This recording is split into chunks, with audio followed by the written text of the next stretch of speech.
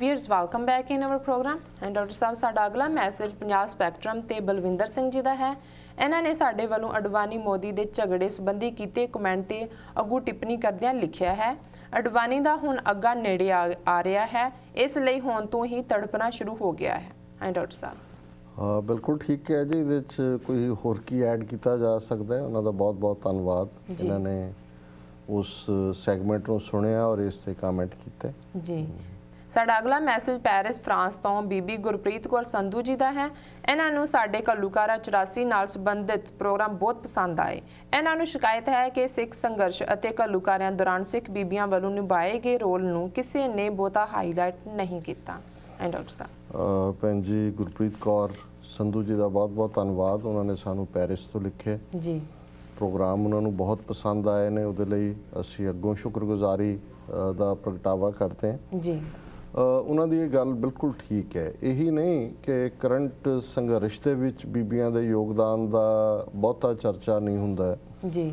असीं समुचे सिख इतिहास च भी जिन्ना वड्डा योगदान साडियां बीबियां दा और खालसा साजना तो बाद ਸਿੰਘਣੀਆਂ ਦਾ ਰਿਹਾ, ਉਹ ਕਿਸੇ ਗੱਲੋਂ ਵੀ ਮਰਦਾਂ ਤੋਂ ਸਿੰਘਾਂ ਤੋਂ ਪਿੱਛੇ ਨਹੀਂ ਰਹੀਆਂ ਜੀ।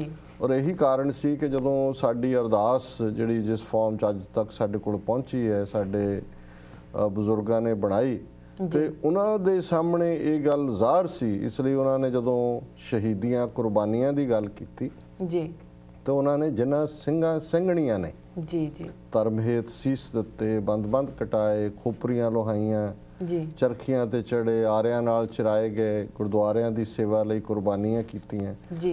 धर्म नहीं हारिया, सिੱਖੀ केसां सवासां नाल निभाई जी जी। तिन्हां दी कमाई दा ध्यान धर के खालसा जी बोलो जी वाहिगुरू। हुण इहदे च किते नहीं लिखिया भी सिर्फ रंबियां जां खोपरियां जां आरियां दे थल्ले ਸਿੰਘ आए जिन्हां ਸਿੰਘਾਂ ਸਿੰਘਣੀਆਂ ने, क्योंकि ਸਿੰਘਣੀਆਂ ने भी ਉਹ मीर मन्नू दी जेल होए, ਉਹ ਕਾਨੂੰਵਾਨ ਦਾ ਛੰਭ ਹੋਏ, ਉਹ ਕੁਪਰਹੀੜੇ ਦਾ ਘੱਲੂਘਾਰਾ ਹੋਏ ਜੀ। ਉਹਨਾਂ ਨੇ ਸ਼ਹੀਦੀ ਦੇਣ ਲੱਗਿਆਂ ਵੀ ਉਸੇ ਤਰ੍ਹਾਂ ਹੀ ਚਾਅ ਦੇ ਨਾਲ ਗੁਰੂ ਵੱਲ ਮੂੰਹ ਰੱਖਿਆ ਔਰ ਕਿਤੇ ਵੀ ਆਪਣੇ ਸਿਦਕ ਨੂੰ, ਆਪਣੇ ਧਰਮ ਨੂੰ, ਆਪਣੇ ਪਤੀਬ੍ਰਤਾ ਧਰਮ ਨੂੰ ਜੀ ਉਹਨਾਂ ਨੇ ਉਹ ਕਦੇ ਪਿੱਠ ਨਹੀਂ ਦਿਖਾਈ ਜੀ ਜੀ। ਤੇ ਅਜੋਕੇ ਸੰਘਰਸ਼ ਦੇ ਵਿੱਚ ਵੀ ਜਦੋਂ ਵੀ ਥੋੜਾ ਬਹੁਤ ਕੌਮ ਆਪਣੇ ਕਿਸੇ ਮੁਕਾਮ ਤੇ ਪਹੁੰਚੇਗੀ, ਬਹੁਤ ਸਾਰੇ ਰਿਸਰਚਰ ਹੁਣ ਕੰਮ ਇਸ ਤੇ ਕਰ ਵੀ ਰਹੇ ਨੇ ਜੀ।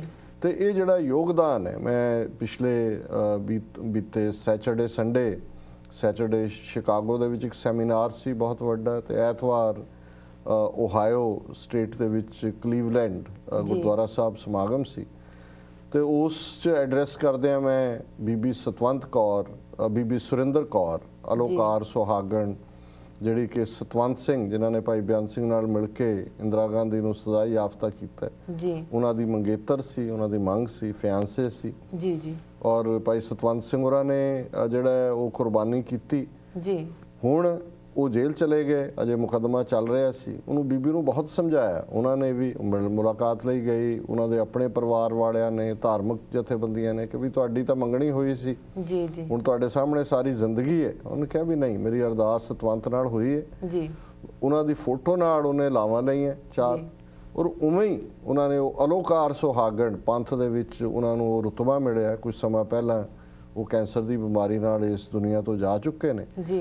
ਪਰ ਹੁਣ ਜਦੋਂ ਵੀ ਕਹਾਣੀ ਭਾਈ ਬੇਅੰਤ ਸਿੰਘ, ਭਾਈ ਸਤਵੰਤ ਸਿੰਘ ਦੀ ਬਿਆਨੀ ਜਾਏਗੀ, ਬੀਬੀ ਸੁਰਿੰਦਰ ਕੌਰ ਦੀ ਕਹਾਣੀ, ਇਹ ਕੋਈ ਛੋਟੀ ਗੱਲ ਨਹੀਂ ਹੈ। ਜੀ ਜੀ ਬਿਲਕੁਲ। ਇਸੇ ਤਰ੍ਹਾਂ ਸ਼ਹੀਦ ਬੇਅੰਤ ਸਿੰਘ ਵਿਆਹੇ ਹੋਏ ਸਨ, ਉਹਨਾਂ ਦੀ ਲਵ ਮੈਰਿਜ ਸੀ, ਉਹਨਾਂ ਦੇ ਘਰੋਂ ਬੀਬੀ ਜਿਹੜਾ ਚੰਗਾ ਜੌਬ ਕਰਦੇ ਸਨ, ਉਹਨਾਂ ਦੇ ਬੱਚੇ ਸਨ ਜੀ। ਔਰ ਬੀਬੀ ਬਿਮਲ ਕੌਰ ਖਾਲਸਾ ਜਿਹੜੇ ਉਹਨਾਂ ਦੀ ਸਿੰਘਣੀ ਸੀ, 1999 ਦੇ ਵਿੱਚ ਅਮਰੀਕਾ ਆਏ, 90 ਦੇ ਵਿੱਚ ਉਦੋਂ ਮੈਂਬਰ ਪਾਰਲੀਮੈਂਟ ਬਣ ਚੁੱਕੇ ਸੀ ਜੀ। ਤੇ ਇੱਥੇ ਮੈਂ ਕੈਲੀਫੋਰਨੀਆ ਸੀ, ਫਰੀਮੌਂਟ, ਤੇ ਗੁਰਦੁਆਰਾ ਕਮੇਟੀ ਵੱਲੋਂ ਮੇਰੀ ਡਿਊਟੀ ਲੱਗੀ ਕਿ ਮੈਂ ਉਹਨਾਂ ਨੂੰ ਸੰਗਤ ਦੇ ਰੂਬਰੂ ਕਰਾਂ ਜੀ। ਬਾਅਦ ਦੇ ਵਿੱਚ 1 to 1 ਵੀ ਗੱਲਬਾਤ ਉਹਨਾਂ ਦੇ ਨਾਲ ਹੋਈ ਤੇ ਮੈਂ ਉਹਨਾਂ ਨੂੰ ਪੁੱਛਿਆ, ਮੈਂ ਕਿਹਾ ਵੀ ਤੁਹਾਡੇ ਪਤੀ ਸ਼ਹੀਦ ਬੇਅੰਤ ਸਿੰਘ ਨੇ ਇੰਨਾ ਵੱਡਾ ਕੰਮ ਕੀਤਾ, ਉਹਨਾਂ ਨੂੰ ਪਤਾ ਸੀ ਤੁਸੀਂ ਉਹ ਬੱਚੇ ਛੋਟੇ ਨੇ ਜੀ, ਵੀ ਉਹਨਾਂ ਨੇ ਕਦੇ ਤੁਹਾਡੇ ਨਾਲ ਕੋਈ ਗੱਲਬਾਤ ਕੀਤੀ ਜਾਂ ਕੋਈ ਤੁਹਾਡੇ ਨਾਲ ਵੀ ਸਲਾਹ ਕੀਤੀ? ਕਹਿੰਦੇ ਨਹੀਂ ਵੀਰ ਜੀ, ਸਲਾਹ ਤਾਂ ਨਹੀਂ ਕੀਤੀ, ਪਰ ਜਦੋਂ ਉਹ ਹਰਮੰਦਰ ਸਾਹਿਬ ਦੇ ਦਰਸ਼ਨ ਕਰਕੇ ਉਹ ਆਏ ਜਾਂ ਦੂਜੇ, ਤੇ ਮੈਨੂੰ ਉਹ ਬਾਰ-ਬਾਰ ਇਹੀ ਕਹਿੰਦੇ ਸੀ ਕਿ ਬਿਮਲ ਇਹਨੇ ਆਪਣੇ ਬੱਚੇ ਨੇ ਨਾ, ਆਪਾਂ ਨੂੰ ਕਿੰਨੇ ਚੰਗੇ ਲੱਗਦੇ ਨੇ, ਕਿੰਨੇ ਪਿਆਰੇ ਬੱਚੇ ਨੇ। ਇੰਨੇ ਉਮਰ ਦੇ ਬੱਚੇ ਸੀ ਜਿਹੜੇ ਉੱਥੇ ਫੌਜ ਨੇ, मारे और पटक पटक के जमीन ते और सरोवर दे विच सुट के उन्होंने मारे। सो ये कोई छोटी गल नहीं है जे ਸਿੰਘਾਂ ने कुर्बानी की है तो पिछे जड़ियां ਸਿੰਘਣੀਆਂ ने बच्चे पाले जिन्हां ने पहला अपने मापिओ दे उत्ते कई आके बोझ बनी है, सहुरिਆਂ ने कईयां नूं घरों कढ़ दिता है, समाज दे विच पर जवानी दे विच ਉਹ नौजवान मुटियारां छोटे छोटे उन्हां दे कुछड़ बाल कोई 2 साल 4 साल किवें उन्हां नूं रेस कीता है। ये कोई छोटी कुर्बानी नहीं है। सो मैं समझदा भी जे बहादरी दीयां गाथावां दी गल है तो बहुत सारे ਜਿਹੜੇ ਕਪਲਸ ਨੇ ਉਹ ਸ਼ਹੀਦ ਹੋਏ ਨੇ। ਉਹਨਾਂ ਚ ਰਮਨਦੀਪ ਸਿੰਘ ਟੈਣੀ ਇੱਕ ਸਿੰਘ ਸੀ ਜਲੰਧਰ ਤੋਂ ਹੀ ਜਿਨ੍ਹਾਂ ਦੀ ਸਿੰਘਣੀ ਵੀ ਨਾਲ ਜਿਹੜੀ ਆ ਉਹ ਲੜਦਿਆਂ ਸ਼ਹੀਦ ਹੋਈ ਹੈ। ਸ਼ਾਇਦ ਇੱਕ ਫੌਜੀ ਸਿੰਘ ਧਰਮੀ ਫੌਜੀ ਉਹਨਾਂ ਦੇ ਨਾਲ ਜਦੋਂ ਮੁਕਾਬਲਾ ਹੋਇਆ ਉੱਥੇ ਪੁਲਿਸ ਦੇ ਨਾਲ ਤੇ ਦੋਨੋਂ ਹੀ ਸਿੰਘ ਸਿੰਘਣੀ ਜਿਹੜੇ ਨੇ ਉਹਨਾਂ ਨੇ ਕੋਠੇ ਦੇ ਉੱਤੇ ਪੋਜੀਸ਼ਨ ਲਈ ਹੋਈ ਸੀ। ਜਦੋਂ ਇੱਕ ਸ਼ਹੀਦ ਹੋ ਗਿਆ ਦੂਜਾ ਲੜਦੀ ਰਹੀ ਹੈ। ਸੋ ਇਸ ਕਿਸਮ ਦੇ ਬਹੁਤ ਸਾਰੇ ਵਾਕਿਆ ਸਾਹਮਣੇ ਆਉਣਗੇ। थोड़ा थोड़ा पार्ट जोड़ा शुरू हो गया है और मैं याद है भी डॉक्टर सिंथिया जिन्होंने fighting for faith and nation dialogue with Sikh militants interview किए तो अमरीका कैनेडा दे विच भी वो बीबियां जिन्होंने किसी ना किसी रूप दे विच योगदान पाया वो सामने आई हैं। भावें बाद दे विच उन्हां दी पछाण तां नहीं उन्होंने ज़ाहिर की लेकिन ये कोई शक नहीं है जिहड़ी गल भैन जी गुरप्रीत कौर जी ने कही है कि बहुत वड्डा योगदान है ਸਿੰਘਣੀਆਂ ਦਾ और उन्होंने काफ़ी हद तक असी इग्नोर किया जी। साडा अगला मैसेज सरी BC कनेडा तो सरदार परशोत्तम सिंह बावेजा जी का है। इन्हों प्रोग्राम सचो सच चंगा लगता है।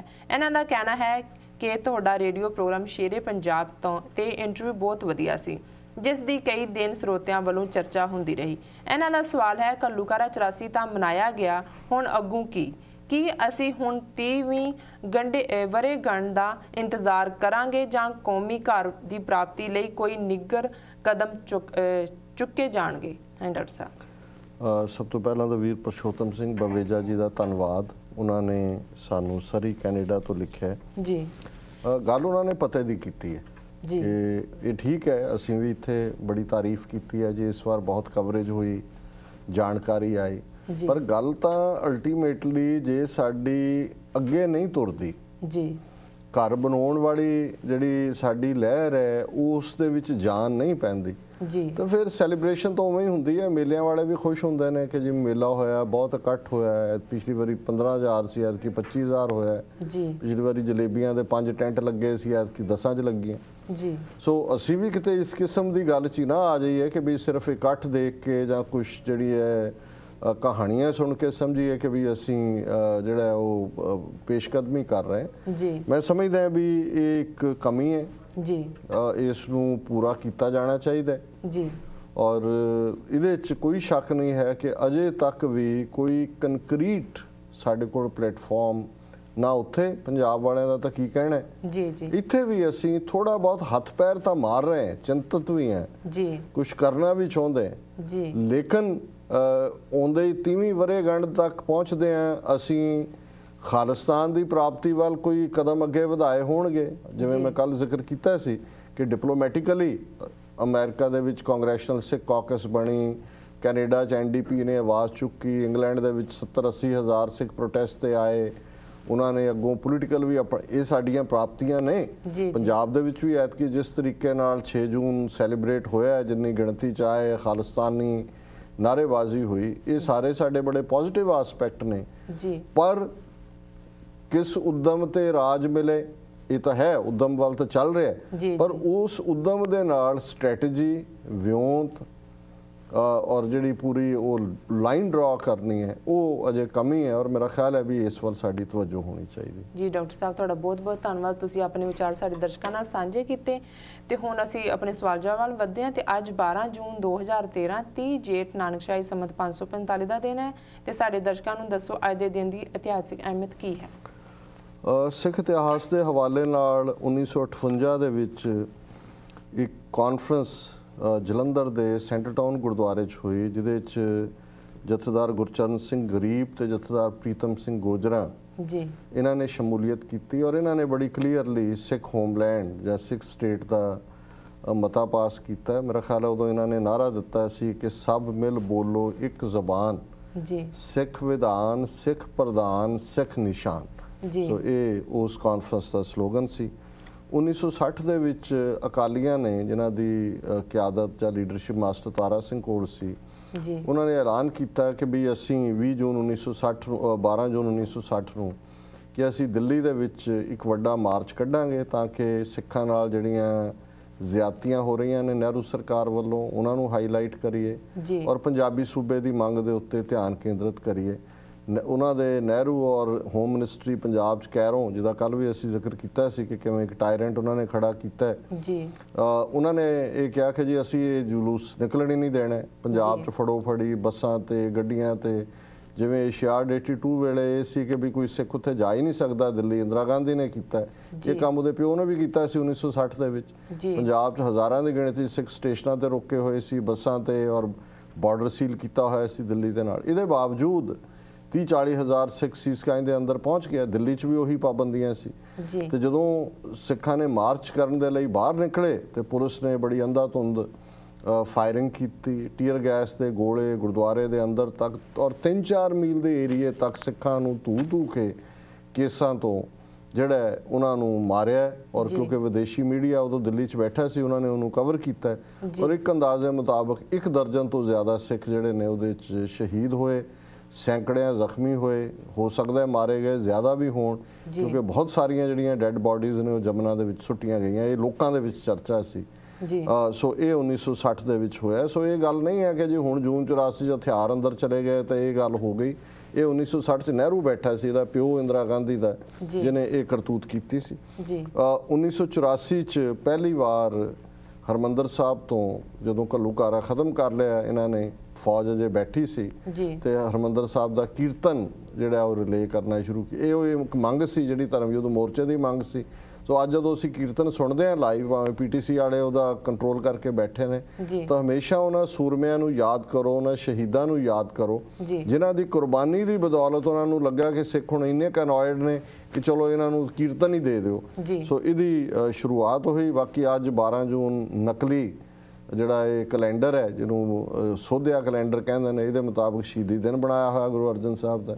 ਔਰ ਜੋ ਜਿਹਾ ਜਲੂਸ ਇਹਨਾਂ ਨੇ ਲਾਹੌਰ ਜਾ ਕੇ ਕਢਾਇਆ ਜਥੇ ਨੇ, ਜਿਹੜਾ ਸ਼੍ਰੋਮਣੀ ਕਮੇਟੀ ਨੇ ਭੇਜਿਆ, ਉੱਥੇ ਉਹਨਾਂ ਨੇ ਹਰ ਇੱਕ ਨੇ ਉਹਨਾਂ ਨੂੰ ਜਿਹੜਾ ਉਹ ਫਟਕਾਰਿਆ, ਪਾਕਿਸਤਾਨ ਕਮੇਟੀ ਵੀ, ਸੰਗਤਾਂ ਵੀ, ਬਾਹਰਲੇ ਸਿੱਖਾਂ ਨੇ ਵੀ, ਕਿ ਵੀ ਤੁਸੀਂ ਇੱਕ ਜਿਹੜਾ ਨਾਨਕਸ਼ਾਹੀ ਕੈਲੰਡਰ ਜਿਹਦੇ ਥੱਲੇ 16 ਜੂਨ ਦਾ ਦਿਨ ਸੀ, ਉਹਦੇ ਤੋਂ ਥੱਲੇ ਡਿੱਗ ਕੇ ਤੇ ਤੁਸੀਂ ਅੱਜ ਕੀ ਕਰਤੂਤਾਂ ਕਰ ਰਹੇ ਹੋ ਕਿ ਦੁਬਿਧਾ ਤੁਸੀਂ ਪੰਥ 'ਚ ਪਾ ਰਹੇ ਹੋ। ਸੋ ਇਹ ਘਟਨਾ ਵੀ ਜਿਹੜੀ ਹੈ, ਇਹਨੂੰ 12 ਜੂਨ ਦੇ ਨਾਲ ਹੀ ਉਹਨਾਂ ਨੇ ਇਹਦਾ ਸੋਧਾ ਲਾ ਦਿੱਤਾ ਨਾਨਕਸ਼ਾਹੀ ਕੈਲੰਡਰ। ਵਰਲਡ ਹਿਸਟਰੀ ਅਸੀਂ ਬ੍ਰੇਕ ਤੋਂ ਬਾਅਦ ਹੀ ਡਿਸਕਸ ਕਰਾਂਗੇ। ਵੀਅਰਸ, ਸਾਡਾ ਪ੍ਰੋਗਰਾਮ ਇਸ ਤਰ੍ਹਾਂ ਹੀ ਦੇਖਦੇ ਰਹੋ। ਮਿਲਦੇ ਹਾਂ ਇੱਕ ਛੋਟੇ ਜਿਹੇ ਬ੍ਰੇਕ ਤੋਂ ਬਾਅਦ।